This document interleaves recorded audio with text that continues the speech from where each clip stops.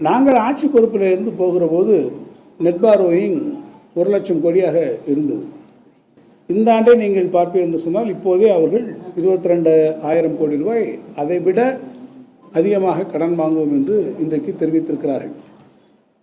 இதேபோல் ஒவ்வொரு விஷயத்தையும் நீங்கள் எடுத்துக்கொண்டால் வெள்ளை அறிக்கை அவர்கள் சொல்லுகிற போது என்னென்ன சொன்னார்களோ நான் விளக்கம் சொல்ல விரும்புகிறேன்.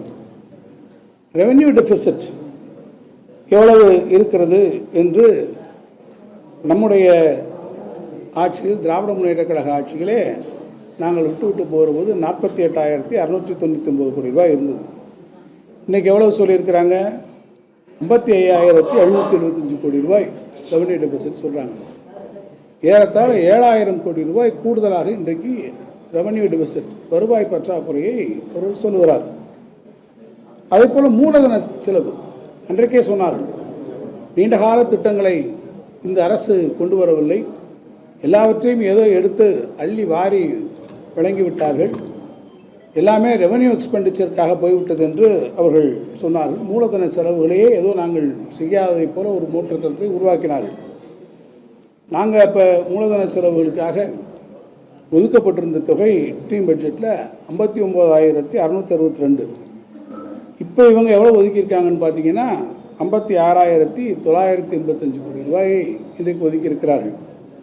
ஏறத்தாழ 3,000 கோடி ரூபாய் மூலதன செலவிலே இன்றைக்கு அவர்கள் ரிவைஸ்ட் எஸ்டிமேட்லே அவற்றை குறைத்து இன்றைக்கு இந்த மூலதன செலவுகளிலே நம்முடைய நிதியமைச்சர்கள் காட்டியிருக்கிறார்கள். அதை மூலம் பண்ணி பார்த்தீங்கன்னா திருப்பி இன்னொன்று ஒரு சொன்னாங்க, எஸ்ஓடிஆர் ஸ்டேட்ஸ் ஓன் டேக்ஸ் ரெவன்யூஸ், மாநில அரசினுடைய சொந்த வரி வருவாய்களில் எவ்வளோ வந்திருக்குன்னு பார்த்தீங்கன்னா நம்ம இருக்க போகும்போது 2,29,000, இப்போ எவ்வளோ தெரியுமா காமிக்கிறாங்க? 2,26,000 லட்சம், அதாவது 2,26,000 கோடி.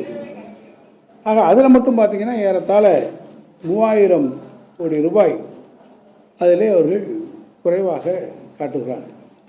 நான் எதற்காக இதை சுட்டிக்காட்ட விரும்புகிறேன் என்று கேட்டால், இந்த மாநிலத்தினுடைய சொந்த வரி வருவாய் என்பது நாங்கள் ஆட்சி பொறுப்பிற்கு வந்தவுடன் எங்களுடைய நிர்வாக திறமையினால், எங்களுடைய ஃபிஸ்கல் மேனேஜ்மெண்ட்டினால் எங்கெங்கேயோ லீக்கேஜஸ்லாம் இருந்ததெல்லாம் என்று சொன்னார்கள். இவற்றையெல்லாம் நாங்கள் அடைத்து நாங்கள் செம்மையான திறமையான நிர்வாகத்தின் மூலமாக எஸ்ஓடிஆரை கூட்டுவோம் என்று சொன்னார்கள்.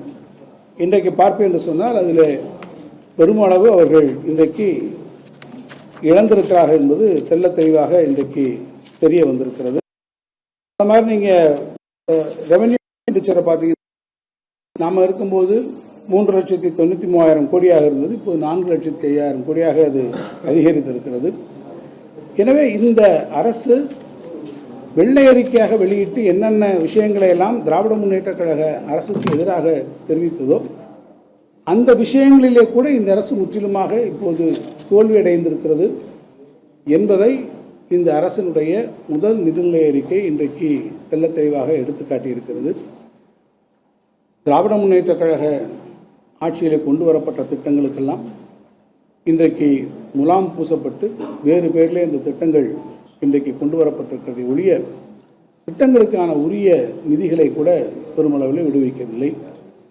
புரிஞ்செல்ல வேண்டும் என்று சொன்னால், தமிழ் வளர்ச்சித்துறை, இந்த துறைக்கு எவ்வளவு இந்த ஆண்டு நிதி என்று கூட தமிழ்நாட்டினுடைய அரசாங்கம் அறிவிக்கிறதுக்கு இன்றைக்கு தயாரில்லை என்பதை பார்க்கிற போது உள்ளபடியே நான் வேதனைப்படுகிறேன்.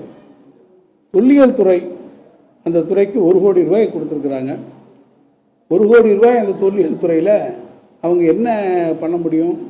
குழந்தைகளெல்லாம் டூர் கூட்டு போகிறோம் அப்படின்னு சொல்கிறாங்க. கூட்டு போங்க, அதை பற்றி ஒன்றும் இல்லை. பட் கன்சர்வேஷனுக்கு எவ்வளோ கொடுக்குறீங்க?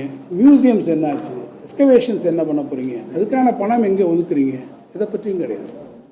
அதே போல் கொள்ளிடத்தில் பார்த்தீங்கன்னா பெரிய பெரிய அணைகளை, தடுப்பணைகளை உருவாக்க போகிறோம், டெல்டா மாவட்டத்தினுடைய சுற்றுச்சூழல் சீரமைப்பை பண்ணுறோம்னு சொல்கிறாங்க. பெரிய அளவில் அதுக்கெல்லாம் முக்கியத்துவம் கொடுக்குறாங்க. கடைசியில் பார்த்தா அதனுடைய சாத்தியக்கூறு என்ன இருக்கும் என்று ஆராய்வதற்கு சொற்ப தொகைகளை நாங்கள் ஒதுக்குறோம், 10 கோடி ஒதுக்குறோம் அப்படின்னு சொல்கிறாங்க. சாத்தியக்கூறுகளை ஆராய்வோம் என்று சொல்லுகிறாங்க.